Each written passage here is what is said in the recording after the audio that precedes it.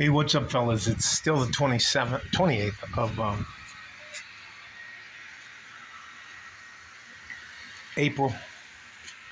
I'm having some difficulties. I have some friends that work on a YouTube channel called El Paso Matters.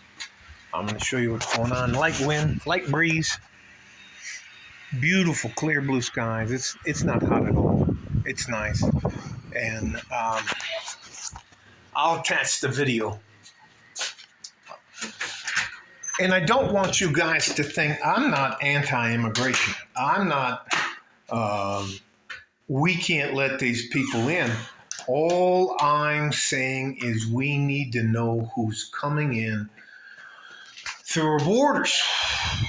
And our current president, and I accept the fact that he won the election, Biden,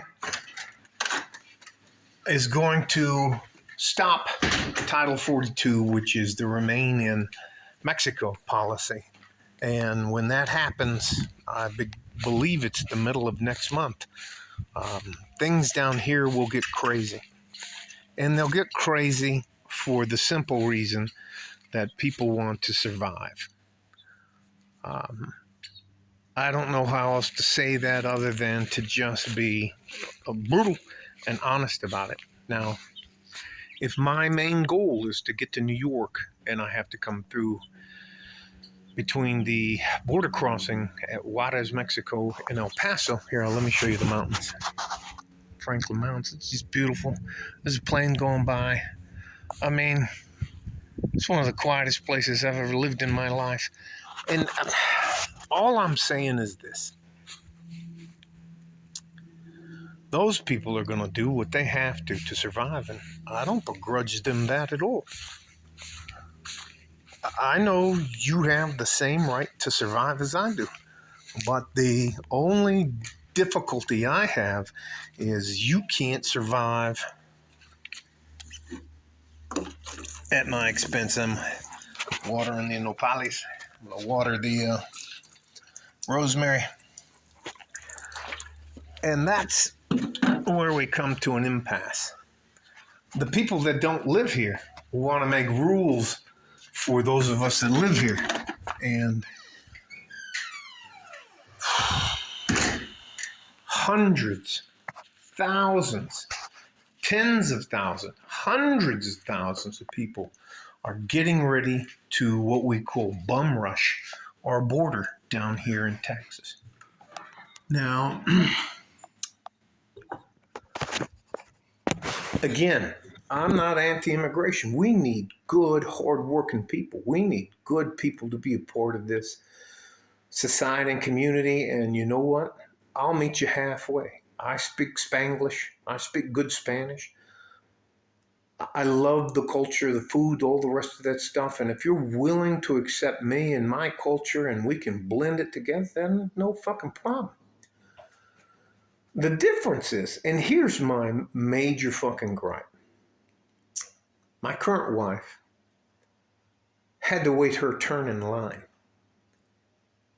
She had to wait her turn in line, pay all of her fees, get all of her medical examinations, go through that sometime degrading process to become a U.S. citizen. Now, she's married to a disabled American veteran. That's me. And she got a little bit of, she got a little bit of bump up the chart, but she's a fucking director at a hospital. She has advanced degrees. She doesn't cause any fucking problems.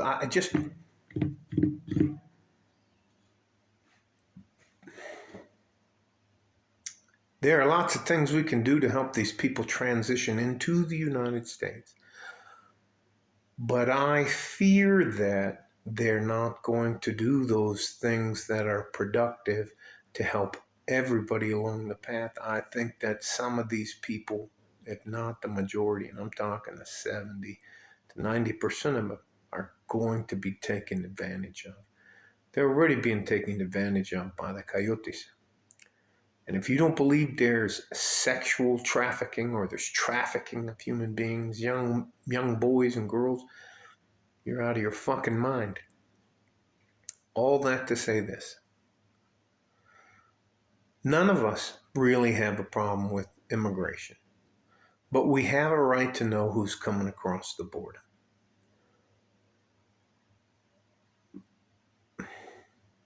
I will do what I can down here to help out. Oh, I'm not bragging. I'm not talking anything, but we go down. My wife and I go down and deliver food and water and blankets. We're going to do what we can to help. But you can't come to my front door, beat on my front door, and tell me I have to let you in. That's not how this fucking shit works. I didn't see any of these motherfuckers when I was in the Middle East getting my ass shot off. When I was traveling all over the world for this government, my government, the United States. And I'm a Scottish American. I don't remember seeing any of them there. And you know what? You can't just push your way to the front of the line and demand that we let you in.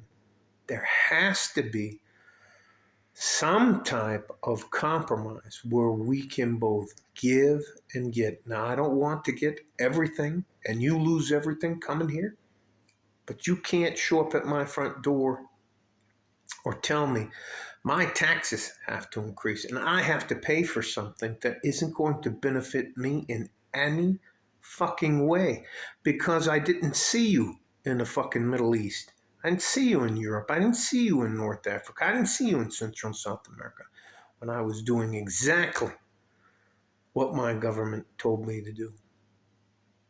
I don't mean this mean or anything else, but you have to be realistic with the people that are.